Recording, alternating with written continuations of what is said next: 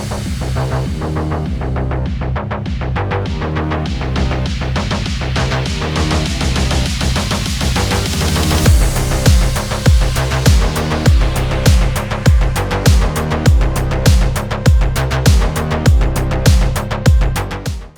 time I'm joined by Paul Finn, who has a great background in martial arts. He's a full instructor under Guro down in Inosanto. He's a level 3 under the MKG with Rick Fay. He's got a black belt with Francis Fong, and he's one of the only people in Europe, I think, to have that, or the only person in Europe. And he's also a practitioner of Silat as well. So, Paul, thank you very much for coming on. How are you? I'm all right, Dan. Thanks for having me on. Nice to meet you at long last. Indeed, thank you very much. Obviously, we crossed paths with our mutual friend Guru Bob Breen, and obviously Rick Fay as well. So yeah, it's good to have a chat with you in person. Cool. Take me back to the start, Paul. How did it all begin for you in terms of martial arts? Why you started? How you got started? And the usual. Okay, so started when I was 11. Started in judo. I think people of my age in this country, it was either judo or karate was available.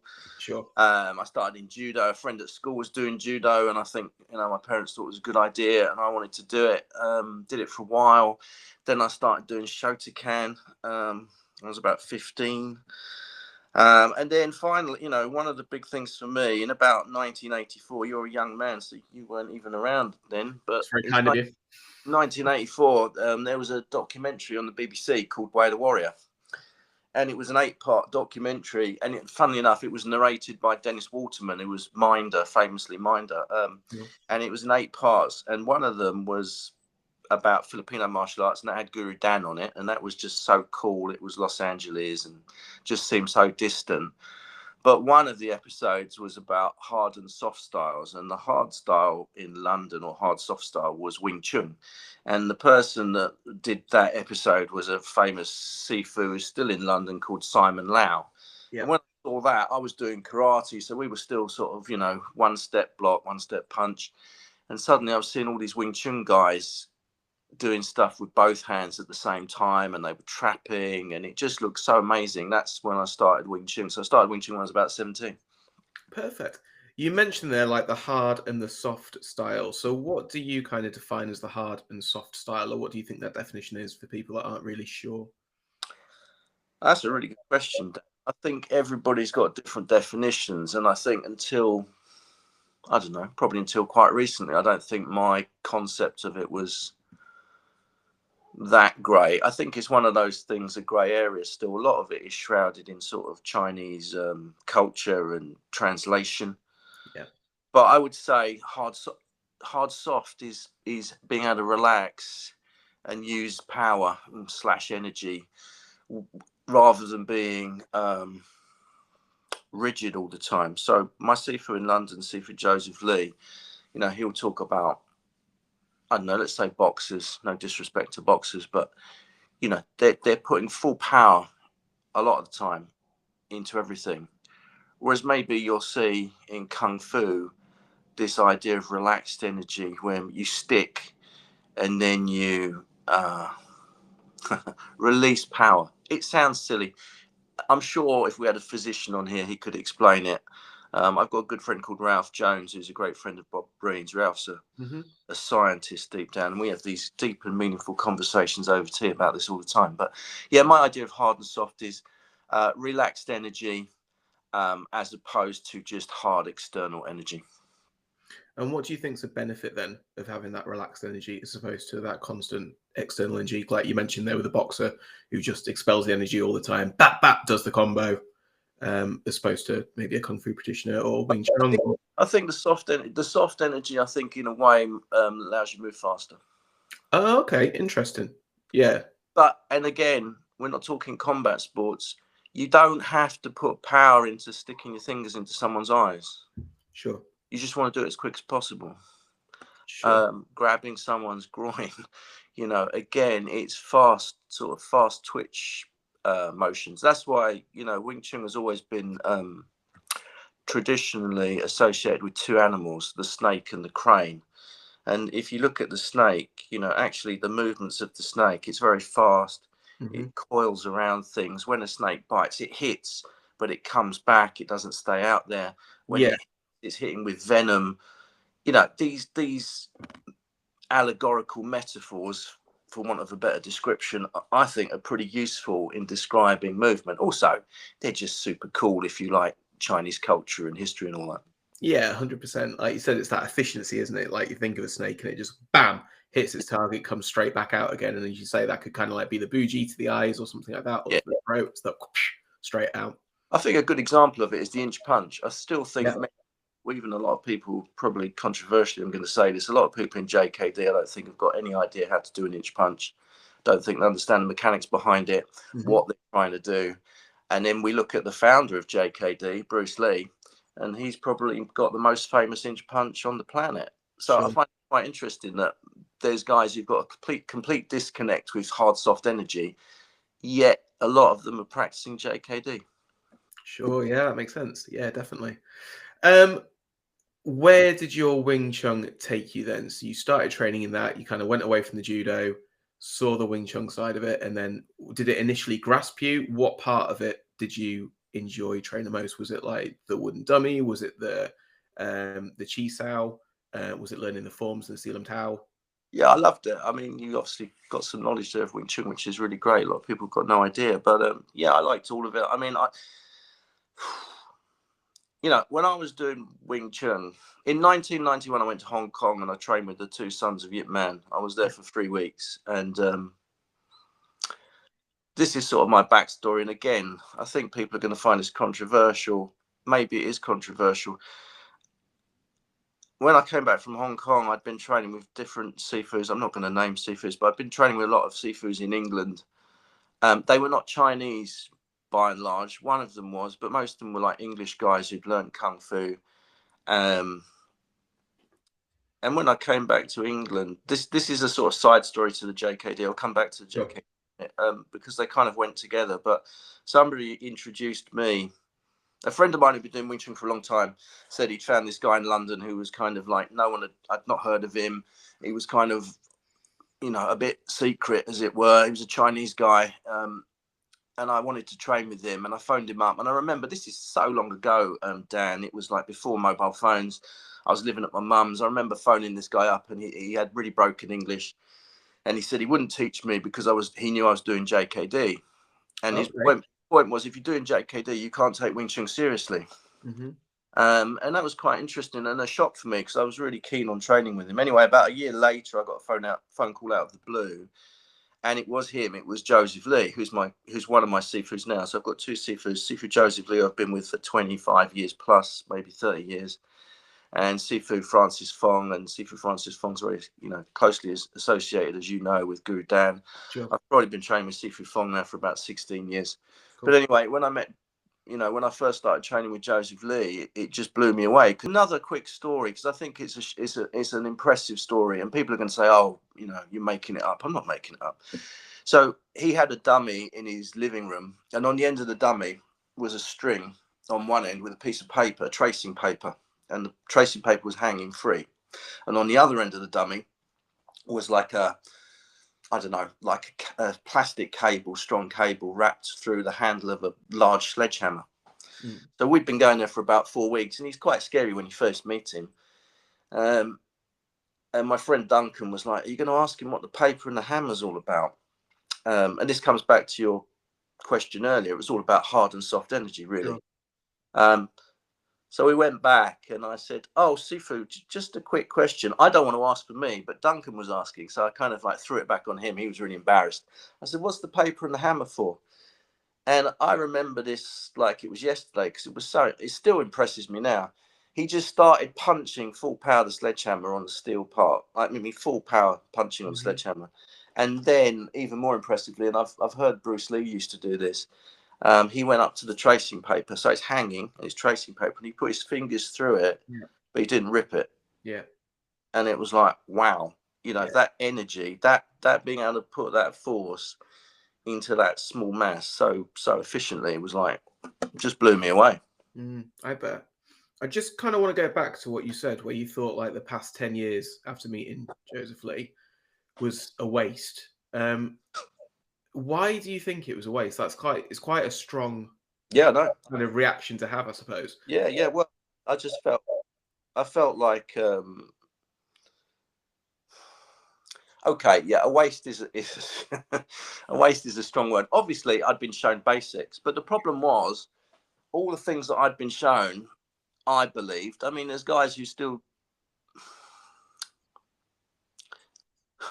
I'll put it in contrast. Rather than I'm going to sideswipe your question. I've got a student called Adrian. Adrian spent 17 years doing Wing Chun, only Wing Chun, exclusively Wing Chun. Very good at Wing Chun. Had his own Wing Chun club in Wales. Was teaching for a really big organisation. He came to me 3 years ago, and he knows I was doing this interview today, and he said, "You've got to tell people, Sifu." He said, "In the first 3 months with you, I realised that I knew nothing." I mean, it's really that big a secret, Dan, and people Yeah. don't hear this, but it really is. And if you talk to Sifu Fong and you manage to like interview him maybe one day, I mean, the Chinese, the Wing Chun has been kept a secret, and it's still been kept a secret. Now, obviously, it's become a huge commercial martial art. I mean, the Ip Man films have blown it out of all proportion. Sure. Yeah. Incredible. There's famous names all over the internet. There's guys with huge social media followings who people think are grandmasters, but honestly, they really don't know very much at all. I mean, I think the way you could describe it, imagine you were doing, I know you're a Brazilian jiu-jitsu practitioner, aren't you? Yeah, at the most basic level. Well, when I say practitioner, yeah. Yeah, I get laid on for 45 minutes and struggle and then go home feeling like shit. Yeah, well, that's all part of the process, isn't it? Yeah. You've got to be the nail before you become the hammer, is what they say. Indeed. Yeah, one day it will happen, maybe. But look, you know, you could go to a BJJ guy, say 20 years ago, who was like, let's say a blue belt under somebody unrecognized, or you're trailing 1-to-1 with Helio Gracie. Yeah. Right? That's what I'm talking about in terms of difference.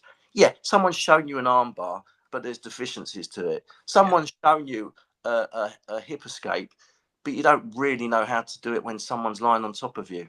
Sure. I've experienced it in other things. I used to do Brazilian Jiu-Jitsu. I'm not practicing anymore. And I didn't even get a blue belt, but I did Brazilian Jiu-Jitsu for about 4 or 5 years. And we hosted a couple of seminars with people. And I remember we got a guy come in from Holland. He's called Michael Verhoeven. Really great guy, really good black belt. He's got his black belt under Hickson Gracie. Not an easy task. No, and this is about 15 years ago, and people came on the seminar from other schools who had really good belts. And he did this thing one morning where he just went through hip escape, and I had people coming up to me like afterwards sort of saying, "Oh, never seen hip escape explained like that. Didn't understand," you know, people who were like purple belts at that time, things had moved on. But that's what I'm trying to say in terms of the Wing Chun. It was like I'd seen a Pak Sao, but I didn't realise how you could apply it, when you could apply it, where you could apply it, how you train it. You know, not that it just goes forward. It can go up, it can go down, it can go sideways. It can be an inside pack, it can be an outside pack. People say inside pack doesn't work. You know, all these things. And one of the biggest things for me, obviously I was training JKD as well, was suddenly going, wow, all this stuff I've seen in JKD, these Wing Chun guys have got it. But the good Wing Chun guys have got it. Yeah. Not the kind of generic, you know, 52 clubs across England, standard syllabus, never met a Chinese guy, don't know any Chinese language, don't understand soft energy, don't believe in energy. It's a completely sort of watered down product, I guess. Earlier you said energy and you kind of put it in inverted commas like energy. What's your like belief, like, you know, obviously there's like the chi element, there's the ki element, Japanese, Chinese, etc., and then, you know, most Westerns just kind of see it as energy. So how do you kind of define that? Is it a mystical thing, like where people are going for no touch knockouts and all that kind of thing, or is it just the kind of reaction that your partner's giving you? Like if they carry across the hand, then that's going to be the energy to do like a lopsao. If they're keeping it the same, then maybe you're going to go for a double pack or something like that. I don't believe in mystical energy. Good start. Excellent. I don't. I don't. I've never seen a no touch knockout. Yeah. We've all seen the McDojo videos. Mm-hmm. No,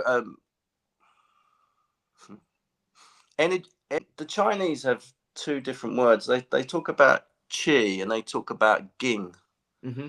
and one is energy and one is power, Okay. and they're different things. I'm not an expert, obviously. I'm not Chinese, but I see it as, I'm stroking the cat while we're talking. Like a Bond villain. Good energy. Um,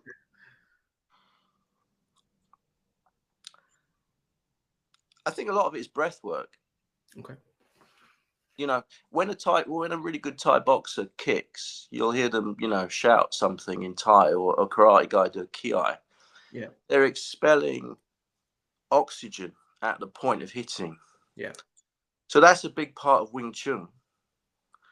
But I would say that the expulsion of oxygen usually is through the nose, not through the mouth, which is different. Yeah. It's like in Sulim Tao. A lot of people do Sulim Tao and they do this section. Mm-hmm. Yeah, they do what we call Sampai foot, 3 prayers to Buddha. They go Tan Sao, Hun Sao, Wu Sao. Yeah. And in fact, a guy came to my class last night and he'd been doing Wing Chun 5 years. And I said, why'd you do this? And first of all, he just was like mystified that I'd asked him why he did it. Second of all, he started to talk about, well, it's circling your wrist. It's a stretching exercise. It's complete nonsense. The whole point of that exercise, but often gets lost because people haven't been taught, and it's not their fault, but the people that taught them didn't know, and the people who taught them didn't know, is it's about breath work. Okay. Have you seen that guy, Andrew Huberman? Yes, the Huberman Lab. Yeah. Okay, so a lot of the stuff he says about breath work, and what's the other guy? The Iceman, Wim Hof. Wim Hof. Yeah. Right. When that all came out, I was just saying, it's just Wing Chun. Done that. Been there. It's Done not new. 20 years. Yeah. It's just breath work. This part, people say you should do it really slowly. Yeah, you should do it really slowly, but you can only do it really slowly if you can control your breathing. Sure. But you see people online just kind of looking at their hand mystically and sort of imagining that there's some sort of power. It's just complete nonsense. It's kinesthetic, it's physics, it's connecting your hands and your body with your breathing. It's trying to lower your heart rate, sync your stance. The first form, in my opinion, is getting you in a calm state to have a fight. Mm-hmm. It's not about, oh, these are my hand positions. People are going to be shouting up and down when they see this video and they hear that sort of thing. But truly, I think they're missing a big part of it if they don't understand those concepts. And is that a concept that kind of Joseph Lee taught you, or Francis Fong, or a bit of both? And both of them are very big on energy. Sifu Fong, huge on energy. Yeah, I mean, some of his energy work is incredible. And, I know he's researched lots of other things, not just Wing Chun. He's heavily involved in kinesthetics and sports science. I mean, to me, Sifu Fong, sort of going off topic a little bit, is the epitome of JKD. He's somebody who's gone away from Wing Chun and he's adopted Thai. He's phenomenal at grappling. His BJ off the charts, and he puts it all in. He mixes it.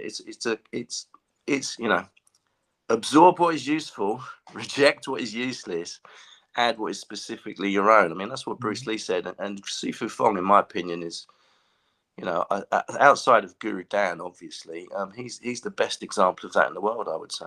I was literally just about to say the same thing, that I think he's probably the best example of a Wing Chun practitioner that is predominantly Wing Chun, but as you say, takes other elements of other things. I've seen him do grappling, I've seen him do Wing Chun into striking, and it's all, really good stuff. And he's got a big following as well, and that's obviously, for a reason. So how did you first meet Sifu Francis, and how did that come about, and what was it like? I first met him because, unfortunately, Sifu Joseph got ill and he wasn't teaching. And a friend of mine at the time, Lawrence Sandham, who had a school in Essex, invited Sifu Fong over to the UK for the first time to teach. And to be honest with you, Dan, I wasn't going to go because I thought, I've got the Wing Chun teacher, who knows everything. I don't need anybody else. I was quite arrogant, really. Okay. And I went to the second day of the seminar. I didn't even go to the first day. I went to the second day. And I was just blown away. As soon as I met him, it was just like, his energy is infectious. I mean, you've seen his videos online. He is just incredible. It's like, he makes you feel positive. Everything's good. Plus, we immediately hit it off because I had a huge history in Wing Chun. What a lot of people probably don't know is Sifu Fong's teacher was a guy called Ju-Wan, okay? And Ju-Wan taught in Hong Kong. Ju-Wan was a contemporary of Yip Man. He wasn't Yip Man's student. He was a contemporary of Yip Man. So he was teaching at the same time as Yip Man. Ju-Wan had a friend called Li Xing. They were business partners in Hong Kong. They were also training partners. This is the weird thing. Li Xing is Joseph Lee's teacher. Okay. Yeah. So you got Ju-Wan and Fong, you got Li Xing and Joseph Lee. Yeah.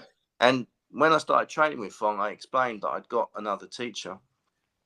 Because traditionally in Wing Chun, you only have one teacher. Sure. And I remember Sifu Fong said to me, really, we were in Spain. I'd gone to another seminar in Spain. I started following him around Europe, going to different places. Was it Spain? No, Italy, Rome. And he said to me, that's okay, Paul. He said, every mountain can have one tiger. He said, but America is one mountain and England is another mountain. Okay. So, yeah. So, and also because they both realized that their teachers had been friends, I think in a way there was a sort of synergy there. Okay. Yeah. There was a link and a parallel. A lot of the Wing Chun they do is very, very similar. A lot of things they do that other, shall I say, Hong Kong Wing Chun doesn't do, they both do. You can see a lot of similarity in the formers, particularly.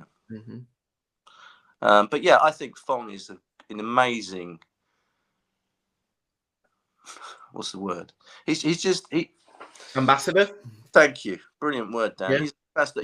He's also an inspiration. Is what I'm trying to say. Yeah. You know, people don't realize Sifu Fong. I'm sure he doesn't mind me saying this. He's 78. Yeah. There used to be a joke. There was a joke about Guru Dan. Have you heard this joke? You probably have.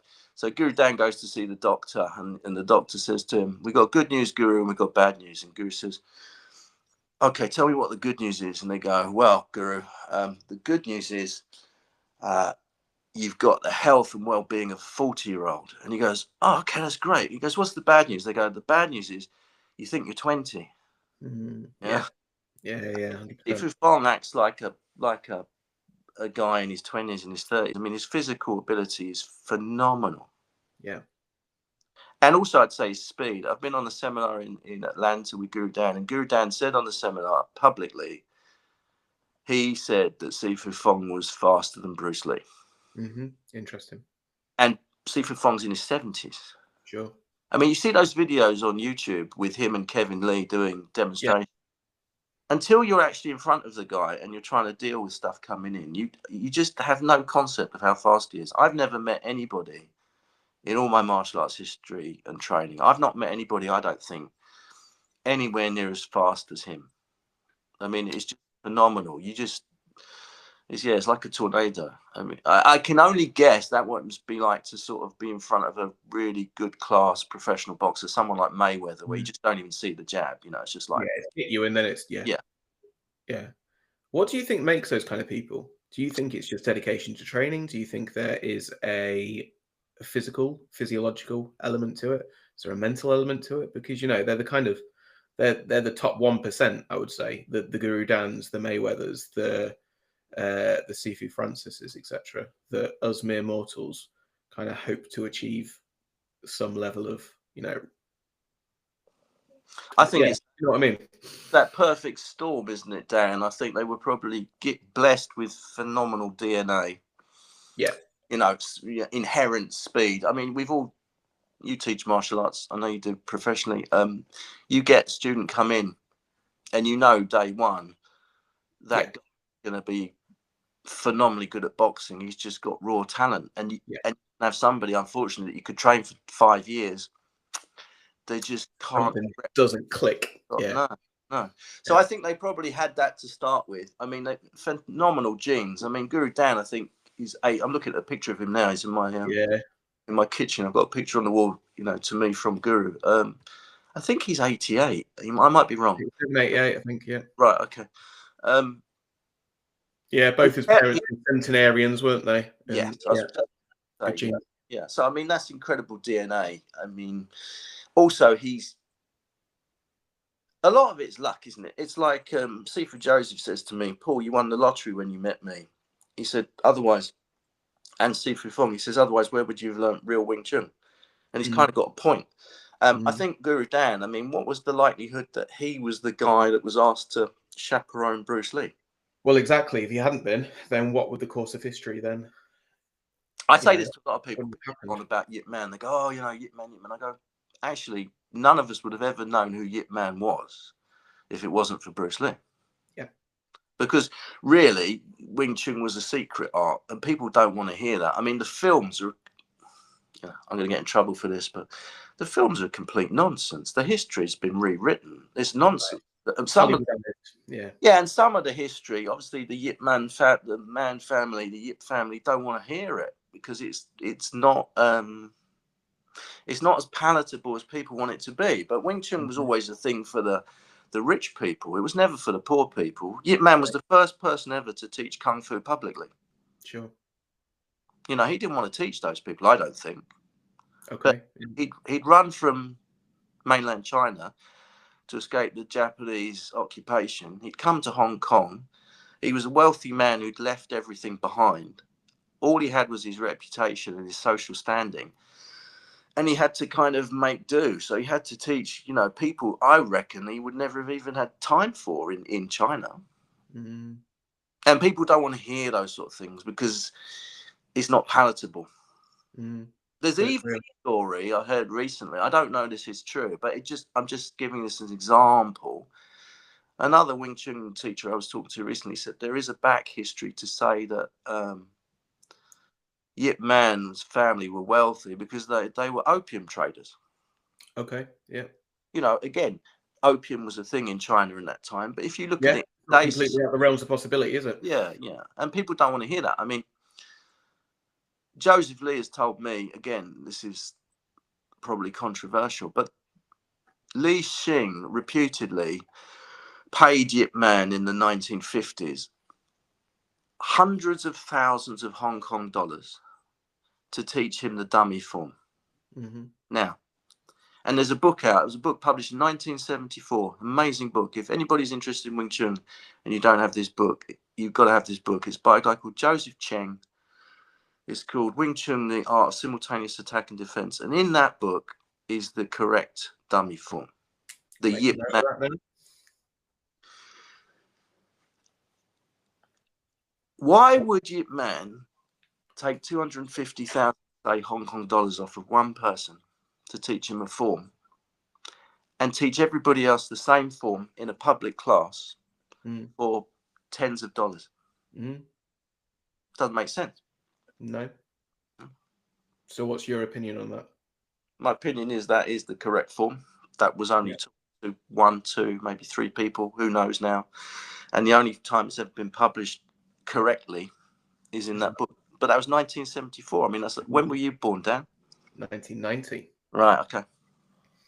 Yeah. So interesting. What about the JKD then? So how did that link in with the Wing Chun with you? Okay, so the JKD was before the Wing Chun? No, the Wing Chun was after the JKD. Okay. I started Wing Chun when I was 17. 1991, I was 24. And I'd come back from Hong Kong. The guy I'd been training Wing Chun with in the UK had left the UK. I was kind of in a bit of a limbo. But the thing he did, just before he left the UK, my Wing Chun teacher brought this guy over from America for a seminar. I'd never heard of the guy. He was called Rick Fay. Oh, yeah. So 1991, I did my first seminar with Rick Fay. Cool. And I turn up. I'm Wing Chun. I'm back from Hong Kong. Yeah. I know everything. You can't show me anything at all. And Rick Fay just blew my mind. I was just, I came out of that seminar like, again, it was a bit like when I met Joseph Lee. I was just like, what the hell is this? You know? So anyway, I remember, chasing after Rick Fay like a bit of a fanboy at the end of the seminar. Can you remember what he did? Was it Filipino? Was it JKD? I've got a video of it actually. That's how old it is. I've got it on video. VHS, yeah. VHS. Might even be Betamax then. Yeah. He did double stick. He did some Panatukan. He knew we were a Wing Chun group, so he kind of did a lot of trapping, and he linked the JKD trapping and the Kali trapping to the Wing Chun that we knew. We did some Chi Sao and some Hubad, and I think we finished with knife disarms. I mean, it was really eclectic. It was a great seminar. Yeah. There were a load of people on it, and there were a couple of guys on it who were like obviously doing JKD. And as soon as I met Rick, that was it. I mean, I started following Rick around. He used to come over to the UK a lot more regularly than he does now, obviously. And he used to do like UK tours, and I would literally follow him. I'd just get in the car, I'd go to London, I'd drive down to Portsmouth. You know, I think Phil Norman used to host him, and Barker and all those guys. And obviously poor old Brendan Westwood, God rest his soul, I miss him. He was a great guy. He really helped me sort of get in touch with Rick, you know. And then I used to go out to Minnesota. I've been out to Minnesota a few times and train with Rick at his school. And then I used to host Rick. And obviously Rick was in America, so I was like, right, I've got to find somebody in the UK. And I started doing some private lessons with Bob Breen about 1990, I don't know, early 90s at the Academy in Hoxton, which was an incredible place at the time. I mean, what everyone says, yeah. I don't think anybody realised how lucky we were, actually. It was just like, because I saw Bob recently and he said they were halcyon days, and he's absolutely right. I mean, you'd go in and it would be like a who's who of martial arts. It really would. It would be, you know, Terry Barnett would be there, Ralph Jones, often Winston Fraser. everybody.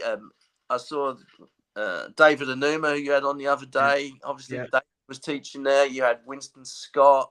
You had, you know, it's a who's who of martial artists, really. And even, you know, Bob used to host Rick Fay at the school as well. So there was a crossover. So I did some privates with Bob, and that was really good. But I was living in Kent. Getting up to Hoxton was you know, problematic. And then I started training with Ralph Jones. And I'm still great, best friends with Ralph Jones. He's my primary, I guess, JKD teacher. Ralph is a full instructor under Guru Dan. Has been for years, like Terry, Bob, Rick. They were the first four. And I've kept the friendship with Bob going, and we train now and then, and it's great to see him. I mean, I don't know what Bob's secret is. He's got this same thing that Guru Dan and Francis Fong have got. I mean, Bob doesn't look any different to me than he did, you know, 20 years ago. He's like a fine wine. He just gets better all the time, you know. So that was the JKD, and then Ralph. After about 3 years, Ralph sponsored me to go on the apprentice program with Guru Dan.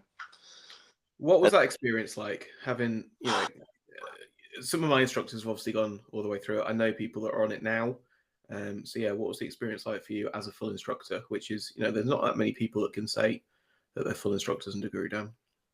No, I'm the least famous of them. I tell you what, at the time, I found it very stressful. I mean, I obviously didn't admit to that at the time, but I used to find it incredibly stressful. I don't know when you first met Guru Dan, or if you managed to, you know, if you're too young to remember, but he used to come to the UK regularly and do seminars. Did you attend those, Dan? No, I went to LA to see him. That was it. Yeah, so I've only met him once. Okay. Yeah. So, yeah, come to the UK 4 times a year. And as being an apprentice, you go to all the seminars and log your hours. But the stressful thing was, at the seminars, they take a list of all the instructors' names and they have it on a piece of paper. And Guru looks at the piece of paper and he'll go, Holloway, come out here. And you get called out and he goes, show me the 18 count. Yeah. And you got, you know, and you got to perform. Now, the hardest part for me was not the performing, but the anxiety of performing amongst your peers. Sure, yeah. You've got Guru Bob sitting there. You've got Rick Young sitting there. Phil Norman. You've got the sort of legends of British martial arts looking at you, going, yeah. You know, as an apprentice, you're thinking, well, whatever I do, it can't be as good as what these guys do. Do you know what I mean? Sure. Yeah. Do you think that's a good way of kind of bringing people on with the instructorships? Because yeah, there's different ways. Obviously, things change, and as you say, like Guru doesn't come to the UK anymore, so people have to go over to him. But Guru Rick Fay has got an instructor program. the Minnesota Kali group that I'm on. Guru Bob's got his instructor program. Like all these guys have got different kind of versions of instructor programs, and they've also got a different kind of flavor of what they teach of their own JKD, I suppose, which is the way it should be. You know, Rick's a different person to Bob, Bob's a different person to you, he's a different person to Rick Young, etc. But do you think that's a good way of doing it, of bringing people on and bringing them on as, you know, associate instructors into assistant instructors, etc., or whatever the route is to full instructor, to bring them out and almost showcase them and go, right, show me the, I don't know, 4 counts, 8 counts, 16 counts. I think that's the only way a visiting instructor can do it. And you got, you know, you weren't on those seminars, but when you're talking about close to 400 people and maybe 30 people in the room are on the program, I don't see there's any other way of doing it. I mean, at the end of the day, if some people, it's interesting, isn't it? I think grading in itself is a controversial topic. Some people don't like grading. Some people like grading. For commercial business, obviously, grading is an important aspect. But for martial arts, historically, it was never anything. There was no grade in martial arts. We know that. Even the Gracies, it was only a white belt and a blue belt. That was it. So, in answer to your question, one, who am I to criticise the way the Inosanto Academy choose to operate? I would never do that. I think actually, when you're doing huge international seminars with hundreds of people present, I think it is a good way to keep people honest, because in the rest of the year, they've got the stress of thinking, if I can't perform, A, I'm going to look stupid, and B, I'm going to show that I'm not familiar and practiced with the material. I think that, you know, any grading is like interesting. I've graded under Bob in the past. I didn't do his black belt, but I've graded. And in the old days, in the 90s particularly, gradings were quite brutal. You know, say that to people now and I think they think, oh, yeah. No, they really were. And people have great fond memories of their gradings. They'll tell you how tough it was and what they went through. In fact, I did a seminar, Wing Chun seminar about 4 weeks ago in Aberdeen for 2 guys, Peter and Lee Richardson. I don't know if you know them. If you don't know them, they're fantastic guys. They're both on Guru Dan's program. They're knocking on the door. They're phenomenal. And they did their gradings with Mark McFan. And Mark McFan's gradings are a thing of legend. I mean, they really are a sort of ritual of fire, as it were. People talk about gradings with Master Chai as well. Just like tough gradings. So I think Guru Dan, in a way, he's keeping the pressure on people, which you need, but he's sort of taking the physical violence out of it, which, again, on a massive seminar with 300 people and you don't know everybody there and the level, I think it's a safe way of doing it. What's your view on it? I wasn't expecting that. I think I've got a different perspective of it because I'm of a different generation, I guess. And I've not experienced that. I wish I had, but I wasn't around on the scene when Guru Dan was kind of doing these seminars of 300-400 people. It would be an amazing experience. But then also I just wonder if you become a bit of a face in the crowd and how much you actually get from those seminars, other than is there people on those seminars that are getting a lot from the seminars, or is it more of a thing where they go, I was on a Guru Dan seminar? I would say all the people who are in instructor program are getting tons from it. Yeah. All the people who are there at least are getting the experience of seeing Guru Dan firsthand and experiencing him. I mean, I remember one year, I can't remember what country it was. I mean, I followed Guru all over the planet. I dread to think, you know, the time and money I've spent. The air miles rock here. But I remember being on a seminar in some country. It might have been Spain, might have been Germany. I can't remember. But basically, at the start of the seminar, Guru was talking about Filipino martial arts. And one of the things Guru does is he gets a book out. And in the book, he's got photos of his instructors. And he'll say, you know, this is Flora Villabrail. And he'll talk about the history and the stick fighting. And then he'll go, this is Tatang Illustrissimo. And talk about how tough these men were and the sort of, you know, that Kali was a way of life and death. Yeah. And I think if you're there and you behold that, I think it's an inspiration. So even if you knew nothing at all, if you just walked in accidentally off the street, I think it's inspirational, because you realise that it's a very special individual who's got incredible knowledge that nobody else in the world's ever going to have, I don't think. You said it before, he's a human encyclopedia of martial arts, isn't he? And he just keeps acquiring. So that way that he cross-fertilizes everything, like you said about Fong earlier, he just throws it all in the mix. Guru Dan will be doing something with a stick, and then suddenly you're on the ground and he's doing something with a stick, but actually he's going, oh, well, this is from Brazilian jiu-jitsu. And you're like, oh, wow.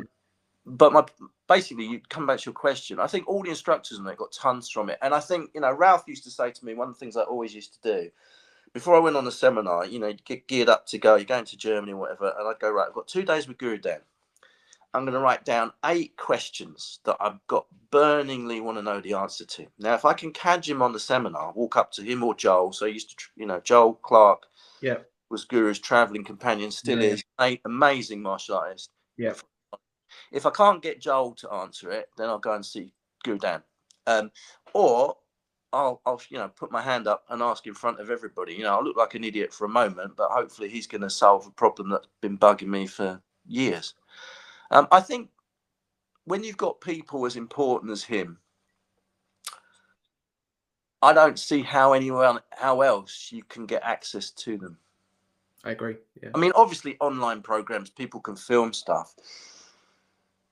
I've watched hundreds of John Danaher DVDs, but I've never trained with him. I mean, to get the essence of him and what he's doing, say, as an example, you've got to spend time on the mat with him, haven't you? 100%. Yeah, definitely. What do you think, then, kind of leading into that? What do you think to online training?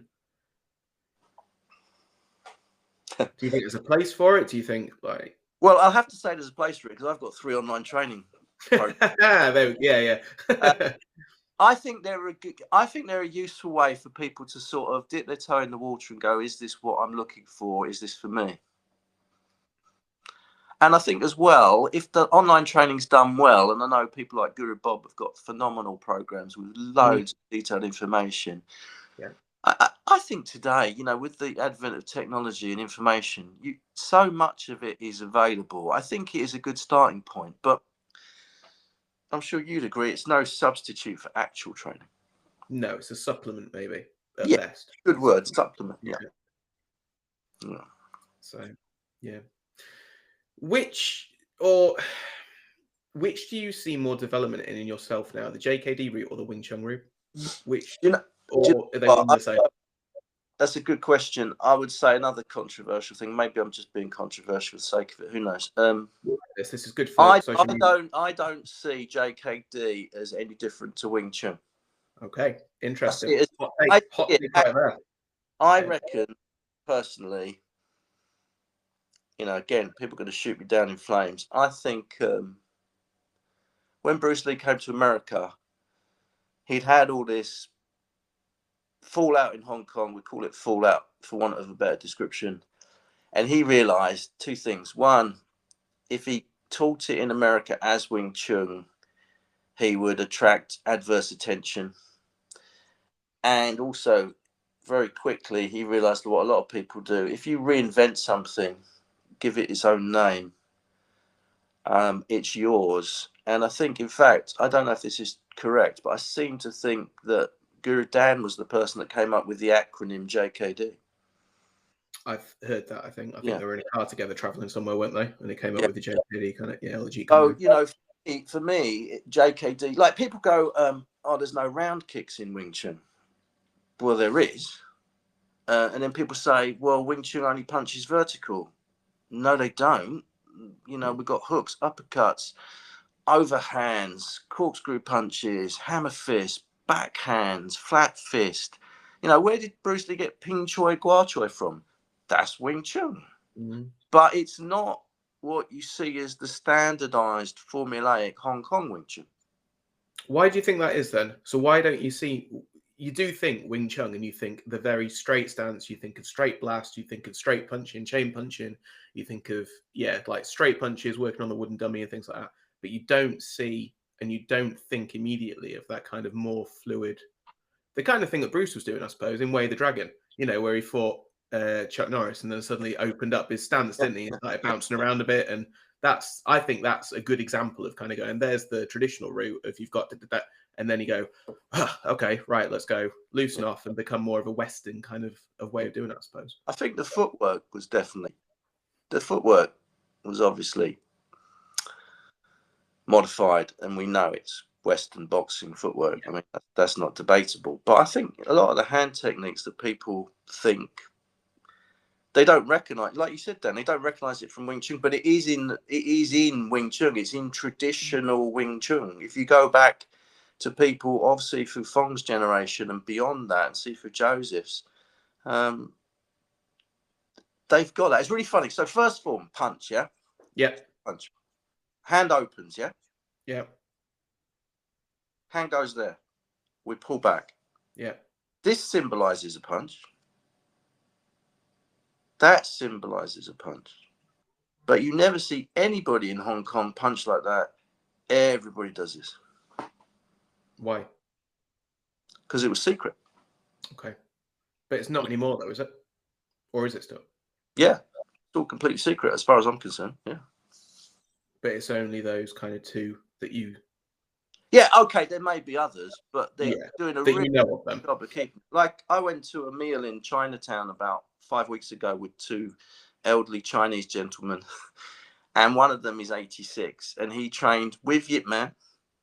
He used to chi sao with Yip Man. Cool. I've chi sao with this guy, so I've chi sao with someone who's chi sao with Yip Man. I won't name his name because I'm not even allowed to. He trained for 19 years with someone called Lok Yil. And then when he was in Hong Kong and then he came to the UK, he spent 20 years with Li Xing. This guy's 86 years old. You know, he's doing hooks. He's doing uppercuts. He was bouncing me off the table and he's 86 years old, you know. Nice. It was crazy. But nobody in the UK's heard of him. He's got a Chinese name. He's completely underground. He won't teach Westerners. So, yeah, I think the secrets are still there. I think people like Sifu Fong have done a great job because Sifu Fong, I think, has lifted the veil on a lot of stuff that was still very sort of unknown. I think Sifu Fong's very open. He's very American in his approach, I think, to teaching. He's sort of, you know, traditionally, Wing Chun was a big secret. I mean, again, people don't like to hear this, but the only people who were taught Wing Chun were triads. Yeah. Well, I can't be a triad because I'm Western. Sure. They call us Guai Lo. Yeah. Guai Lo is white ghost, you know? Yeah.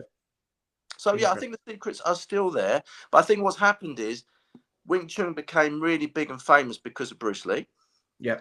Lung Ting basically spread it like McDonald's across the world. Yeah. You got people, I remember years ago, people in the UK were doing things where you could become a Wing Chun instructor in 2 weekends.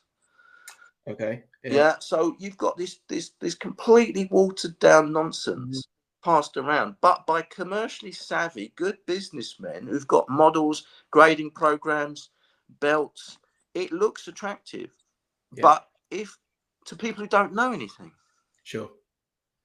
You know, it's like the Gracies. I think somebody was saying recently that in the 1990s, when they first started teaching before the UFC, they weren't really teaching the secrets because the UFC hadn't come out, Hoyce hadn't had his fight, you know, all this stuff. They were keeping it still a secret. Yeah. Now, the secret's out of the bag. It's been out of the bag. Yeah. The can's open now. It's done. Yeah. Pandora's box is open now, I suppose. Yeah. But I think with the Wing Chun, what's happened is the secret's still there, but the whole world's moved on with the films, with people, I'm not naming names, you know, people who've got big media presence, and people look at them and go, oh, you know, that's another thing, isn't it? In the Wing Chun, in the Wing Chun world, for me, I see Wing Chun and JKD as I see a crossover between the two. I'm in both camps. Yeah. And I suppose that makes me kind of unusual. The only other person I know who still trains Wing Chun specific and is a JKD practitioner is Ralph Jones. He still trains Wong Shun Lung method Wing Chun. But I think that, you know, I sometimes get frustrated because I feel like I know this big secret. And it's only because I've met people like Sifu Fong and Sifu Joseph Lee. And yet the vast majority of people, especially people who come to me who've had a Wing Chun background, it just blows them sideways. They just because it's amazing, but it's also frustrating because you feel, everybody's got, what's it, cognitive dissonance. They're going to say, oh, you're doing something different. Well, yeah, it's different, but it's not to say it's not what it should have been. Mm. So I think when we talked before, I talked about authenticity. I'm not Mm. saying it's better. I'm just saying it's authentic. Mm. But people now are saying what is authentic isn't authentic, if you see what I mean. And the only people who can really truly talk about that isn't me. I'm not Chinese, but it's the previous generation of Chinese people who are actually there. I was having dinner with a guy who took lessons with Yip Man. I think Yip Man's son now, Yip Chun, is 102. And there's not many people around now who've got that lineage or that history. Yeah, You know what I the mean? direct line. Yeah. What do you think is going to happen in the future then?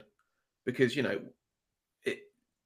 Well, as you say, these people are getting older and older, and that lineage is going to get further and further removed. With JKD, the lineage is still, kind of second, third generation, even that, because you've got Bruce, then you've got Guru Dan, and then you've got all the instructors. But again, over the years and over the many, many years, you don't that Wing Chun lineage will die out sooner than the JKD lineage. Yeah, and I think Wing Chun to me is like my lifestyle. I've devoted so much time to Wing Chun and JKD, but I don't think even in the UK. I mean, it'd be interesting to see what you think, Dan. I mean, you're plugged in. You probably got your ear to the ground more than I have, but I don't think Wing Chun is as popular as it was because I think the combat martial arts have taken over, especially with the younger generation. When I did Wing Chun when I was in my 20s, there wasn't any MMA. I mean, 1991, the first UFC was on the 12th of November, 1993. And I remember I went round to a guy's house who was like an IT guy, and he kind of streamed it. I don't know how he did it. But like 10 of us sat around his little PC and we watched, Hoist Gracie destroy everybody. And I remember sitting there and we were all going, nah, he'd never take me down. And like we had no clue. We had no idea because we'd never been exposed to that. It didn't exist. Yeah. And I think the problem is with a lot of the Wing Chun, I don't know. I sound like an anti-Wing Chun person. It's really strange. I'm listening to myself talk about it. I think one of the problems is whenever someone comes to martial arts, you run a martial arts school, people come to you for different reasons. Some people come because they want to get fit. Yeah. Some people come because they want self-defense. Yeah. They don't know what self-defense means, but they kind of say, I want self-defense. Yeah. It's like, well, what is the thing you want to defend yourself against? That's an interesting question. Sure. Third thing is they want to be involved in a cool hobby that's physical. Yeah. Some people want a cultural pastime. Some people just think it's cool shit, and then there's people have got bits of those things. I think the problem with Wing Chun, and Ralph and I talk about this ad nauseum, to me it's become a cultural pursuit for most people who are training it that's completely devoid of any physical reality. Yeah. And JKD, I think, is what keeps people like us back on track, because always for me the most important thing, whatever I'm doing, is functionality. If it's not functional, I don't want it. Reject what is useless, right? But the Wing Chun I've been exposed to, Sifu Fong and Sifu Joseph, is phenomenally good as a self-defense, dare I say, street fighting system. Sure. Yeah. And when I was in my 20s, there was no other martial arts around. So the group of people I was involved with it, that's my point, at that time, we wanted to scrap. We wanted to fight. People got hurt in class. That was a routine thing. Probably if you took that demographic today, those guys today are going to MMA, cage fighting, Thai boxing, shoot, CSW, Brazilian jiu-jitsu. They want a combat art. that can be Yeah. tested. Back then, unless you really did boxing or a bit of judo, there was nothing really like that. Mm. And I think so. The Wing Chun has become a sort of hobby for people who are like, I want a cultural pursuit, Yeah. but I don't want to really get my nose broken. Yeah, sure. And I really don't want someone to poke my eye out. It's a bit like Kali in a way. It's really interesting. Like Kali, coming to Kali, I've got this whole thing about Kali, you know. Kali comes from a brutal, savage, warlike. Yeah. It was dead, wasn't it? Now You get it wrong, you're dead. Yeah. now you got people just twirling sticks around, doing silly little forms, fighting weak like points, completely, totally devoid of what Kali was ever about. Yeah. It's not realistic. No. You know, that's what I like about Guru Dan, because you know he's our stepping stone to the past. Yes. And I think you've got to understand the past to move forward. You know, it's fun. You know, again, in the US, and you've been there because you said you went to see Guru Dan in LA. I mean, it's completely legal to carry blades. Yeah. And So guns. why And would also, you not carry blades? yeah, weaponry is a Yeah, thing. weaponry is Isn't everything. In fact, why are you not carrying a handgun? If we were doing JKD in America, I mean, handguns got to be a big part of what you do. it? Mm-hmm. But in this country, we can't carry anything. No. So it's interesting. I mean, some guys came over recently and trained with me from Dublin, and they were really interested in Kali, and we did Kali, which is, you know, great. But I said to them all at the start of the lesson, I said, what is your prime motive for doing Kali? And they said self-defense. And I said, so do you all carry a stick and a knife at all times? And they said, no, we never carry them because it's illegal. And I then sort of begged the question, why are you doing it? Sure. I think And that's why were they doing it? a fair question. Why would you spend 80% of your time doing something you can't do? Mm-hmm. So what's the answer to that? Why do you think people do Kali? We both practice Kali. So what's the reason that you do it? So you've thrown it back at me, Dan. It's good one. Well, I could say I carry a blade. Okay. I'm not going to say that, Yeah. but yeah, I mean, you know, Guru Rick puts it a good. Guru Rick Fay puts it a good way. Hand and body movement. Yeah, so it supplements everything else. What I see Kali as on a really fundamental level is Kali, I think, helps you analyze and dissect other martial arts. You could look at footwork. You could look at positioning, timing, structure. I mean, the Panatukan to me is the same as Wing Chun, the same as JKD. I see it as like a template, and I think often Guru Dan talks about it in those terms.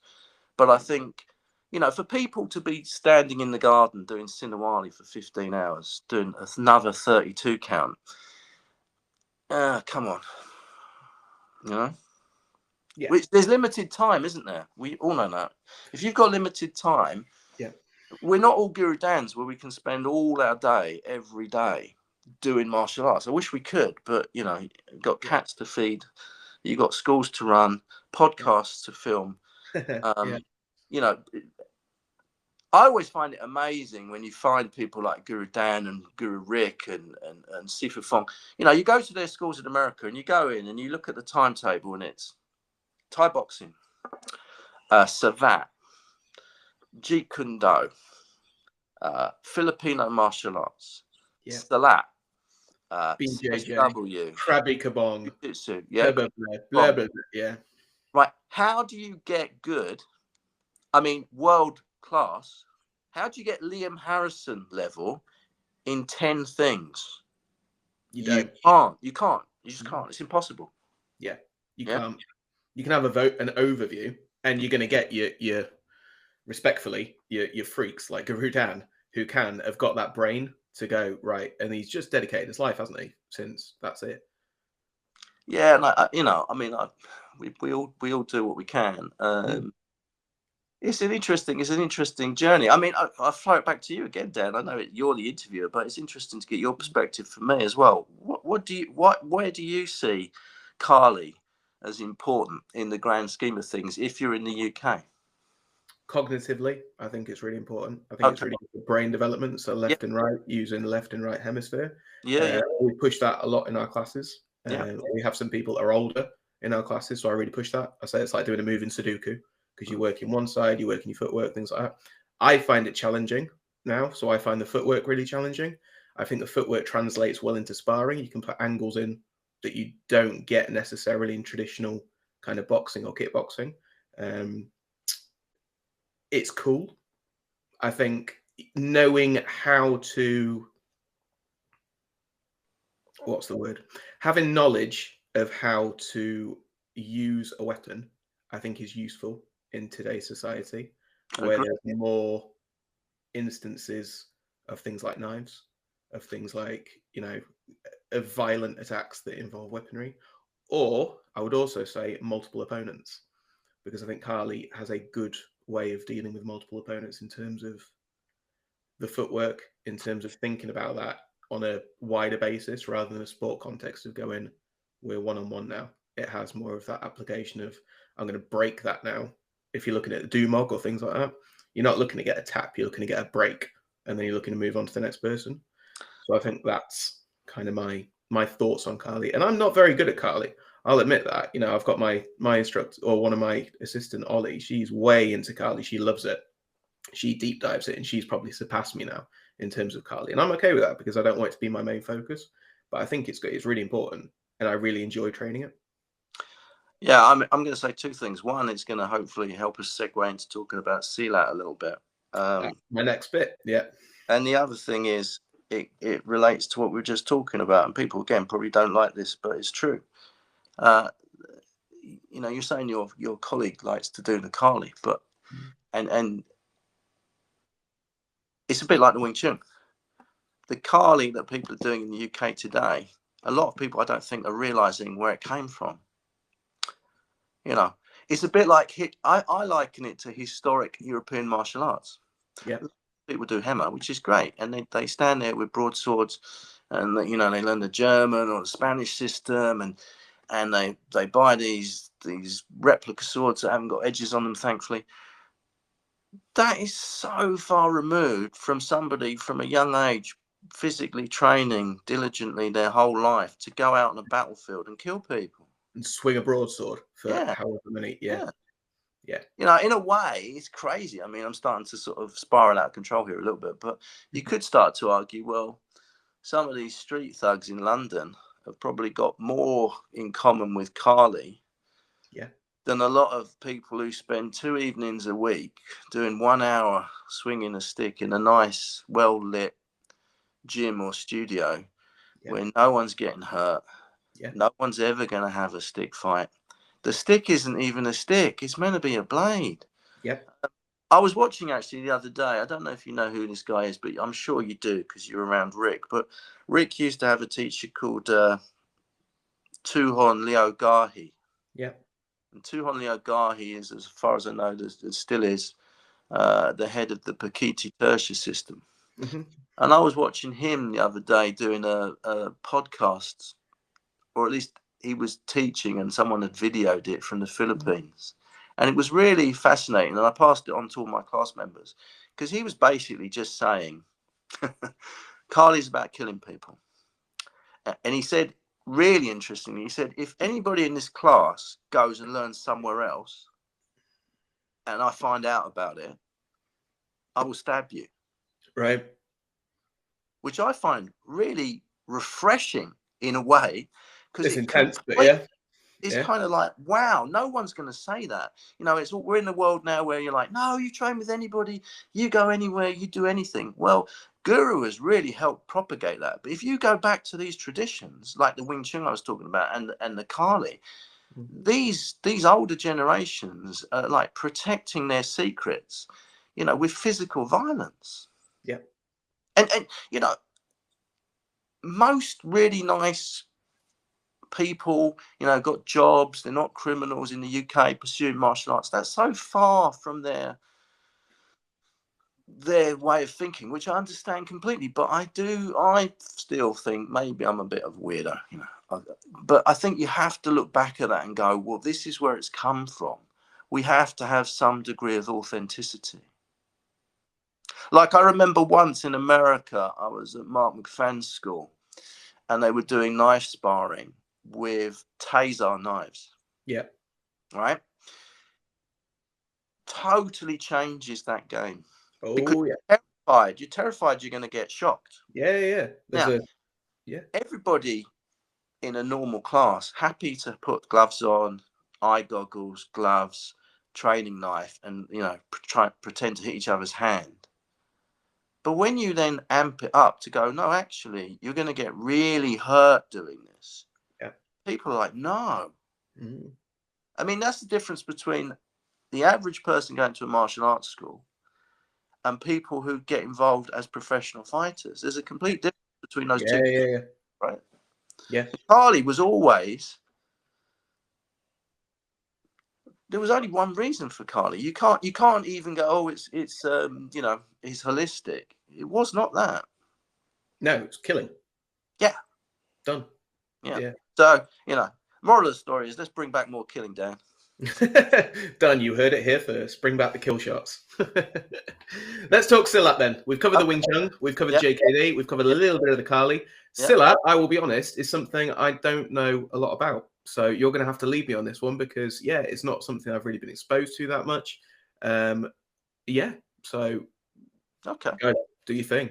Well, I mean, Rick's a big proponent of Silat, so hopefully you get more exposure to it by being around. Right. I was introduced to it through Bob and through Guru Dan. Guru Dan teaches his own blended system, which is called Mafalindo. Yeah, I've got certification in that. I'm really proud of that. In some ways, I'm probably as proud of that as I'm proud of the other certificates. I was really pleased to get on the Silat program. To me, that was the thing that really appeals to me. I see a lot of crossover between that and the traditional Kung Fu. I see Silat as a really good augmentation to it. You can go from the striking into the grappling with Silat really well. I've been very fortunate. I've done a lot of Silat with Guru Rick and Guru Mark McFadden. Mark McFadden's phenomenal at Silat. He spent a lot of time with Herman Sawanda, who was one of Guru Dan's Silat teachers in the Mande Muda system. Mm-hmm. Unfortunately, Herman Sawanda died, I think, in the late 90s in Germany in a terrible car crash. Him and his wife and 3 of his senior students all got killed in the car crash. It was just awful. They got hit by a lorry going from one seminar to another late at night. So that was a massive tragedy. The head of the system now is a woman called Ibu, which means mother, Rita Sawanda. And I've been very fortunate, some of it by design, some of it by luck. I went and trained with her in Germany, and then I started inviting her to the UK. She taught a number of times in the UK. It was phenomenal. So a lot of my Silat is Mande Muda. Again, there's a JKD crossover here because Herman's father, he did a sort of Bruce Lee, JKD, Guru Dan type thing. What he did was he learned a system called Rikusan, which means literally bone breaking. And his wife was a Chimande practitioner. And what they did was crazy. They had like 14 children, I think it is. And they sent different children, and the father went and trained with loads of other heads of Silat systems. And they brought it all back in, and then they developed their own blended system. Okay, interesting. So Mande Muda, to me, is the sort of JKD of Silat. It's got Chikalong, it's got bits from Harry Mao, it's got bits from Sarah, Kari. I think at the moment I lose track, but I think in the basic package there's 26 subsystems of Silat. Wow. Okay. And each of them has a flavour. Like, so for example, Harry Mao is famously known as the ground fighting system. So a lot of the ground grappling and the takedowns is Harry Mao. Sarah is sort of based on sweeps and throws. Chikalong is outside entries. Sabandar is fighting on the inside. So you could say they're not what we'd see as a completely diverse martial art. But if you went to Indonesia, each one has its own forms, has its own sort of subculture. They are a full martial art in and of themselves. But what the Sawandas did was they took elements from each and they blended it. Interesting. And what was it that appealed to you then about the Silat? I think what you said earlier, I find it really, really functional. Okay. It's absolutely, I think on a self-defense level, you'd be hard pushed to beat it. If you have to defend yourself against multiple opponents, it's got weaponry, it's got throws, it's got control and restraint. So if you have to injure people to degree, as opposed to like trying to mutilate people, I think it's very effective. It's got all ranges, so you've got kicking, punching, elbows, striking, a lot of pressure points, wrist locks, shoulder locks, elbow locks, throws, ground fighting, karambit, the lock, machete, all these different kriss, all the different types of weapons. Sarong. It's got breathing systems. It's even got a spiritual side to it. So as a complete martial art, I find it really, really fascinating and attractive. Plus also, Guru Dan really, you know, for me, in the old days especially, we did a lot of Silat with Guru Dan. I mean, I would say a lot of the seminars was a third Silat, a third Kali, a third JKD. Okay, yeah. And I've, you know, if you've got an interest in it, you pursue it, don't you? Sure. So I sort of really went down that route. When I went to Guru Dan's school in LA, I'd always take all the Silat classes I could get to. When I used to train with Rick Fay privately, he'd say, "What do you want to do?" I'd say, "Let's just do Silat." I'd do Silat, Silat, Silat. You know, I like it. I think it surprises people how functionally good it is. But again, it's like everything else. There's tons of systems. There's tons of practitioners. I think the world was really, really lost a leading light. When Herman Sawanda died, I've heard people talk about him. I never met him, unfortunately. But the things I've heard that he could do just sound absolutely incredible. You know? Why do you think it's underrated then as a martial art? Because it's not one of the most popular ones. You don't think of your karates, your Wing Chuns, your JKDs, your judos, your BJJs, etc. Silat's fairly low down if you ask a member of the public. I think Indonesia's, you know, still sort of third world country, isn't it? I don't think their martial art was particularly organized. The Japanese exported karate, didn't they? It was a business model. Yeah. It was like Taekwondo. They tried to sell it. I think Indonesian Silat on a lot of levels still a grassroots thing. It's passed on by word of mouth, family members, small little clans. It's very tribal and cultish. It's not commercial. It became more commercial. I mean, 20 years ago, I think you've probably seen the film The Raid. Have you seen that film? Yeah. So that was the first time I think people were like, wow, what's this? You know, I remember I went to the premiere of The Raid. I got an invite from, I don't know if it was the director, but one of my students was a film critic and he got us an invite to the premiere and we got to talk about Silat. And I thought then, you know, oh, it's going to take off. This is it. You know, Silat's going to be everywhere. I'm going to be like really famous. Karate Kid moment. Yeah, I thought it was the moment. It never happened. I'm still waiting for it to happen, Dan. There were a few people teaching Silat in England who became quite famous, dare I say notorious. I think one of the problems again is there's a lot of mysticism and there's a lot of misunderstanding, and that's sort of part of the attraction, but also part of the problem, I think. Yeah. And also, how, you know, again, the growing martial arts are ones where people can compete, combat sports. Silat has that tradition in Indonesia, but there is some sports side of it in this country that I'm aware of. But you know, that was never my my appeal. I mean, that's not my take on things. My appeal has always been the functional self-defense side of things. Maybe it's just a bit edgy. I've taught it recently. I teach it once a month if anyone's interested at Legacy in London, which is Paul Clark's place. Yeah. I know. I love it. Really fantastic place. A really amazing place. Probably not dissimilar to your own school.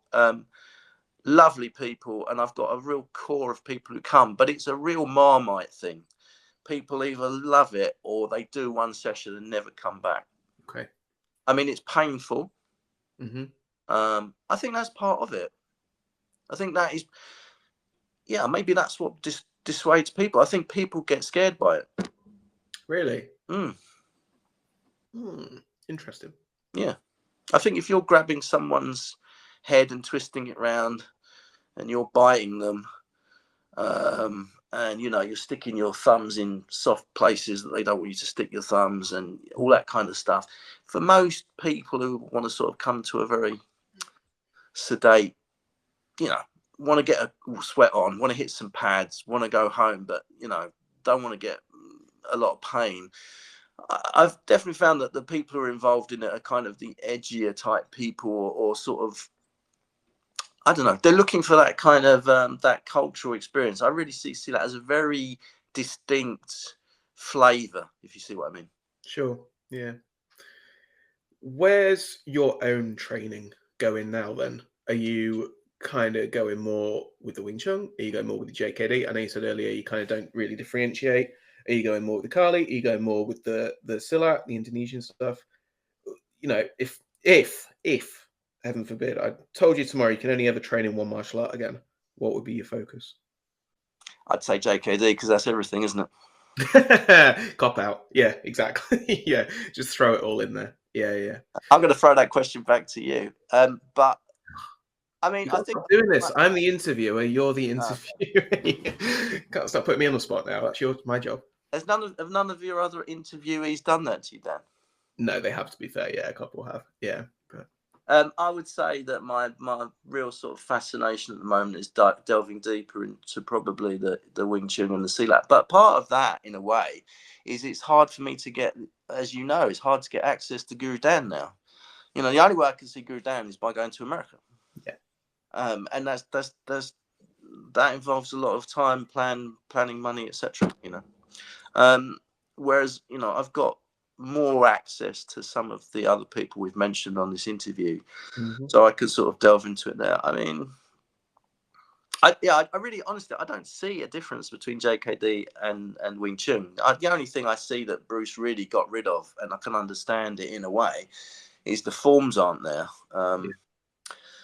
But yeah, no, I like that. At the moment, the two. If you said to me, it's two things. I'm probably equally involved in the Silat and the Wing Chun. Okay. But England has got a really strong history of Wing Chun. I mean, Wing Chun was here since the 1950s. Yeah. So I think when you are talking to people, and you said earlier, people haven't heard of Silat. So a lot of the Wing Chun guys, I introduced them to Silat through the Wing Chun, and then they get an interest, but they weren't exposed to it before. I think, again, coming back to that question on the Kali and the Silat, I think if you're involved, as a lot of people around Guro Dan are, in the film industry, choreography, fight coordination, stunt work, dramatization, cinematography, Kali and Silat is perfect for that. Yeah. But again, we both know that's a very niche world, and it's full of it's hard to break into that stuff. Yeah, 100%. To a high level. Yeah, definitely. Perfect. Paul, thank you very much. Dan, it's been a pleasure. Very interesting. Very interesting. I enjoyed that. Thank you, sir. No, Dan, fine. Thanks for having me. Lovely to meet you. Yeah, you too. You are very welcome. So yeah, where can people check you out if they're interested in kind of learning any of the things that you teach? Yeah, how can people get in touch with you? Thanks, Dan. Thanks for the plug. So easiest way to contact me is Instagram. Okay. Got a reasonably big presence on Instagram. It is 108. So 108 Wing Chun, 108 Wing Chun.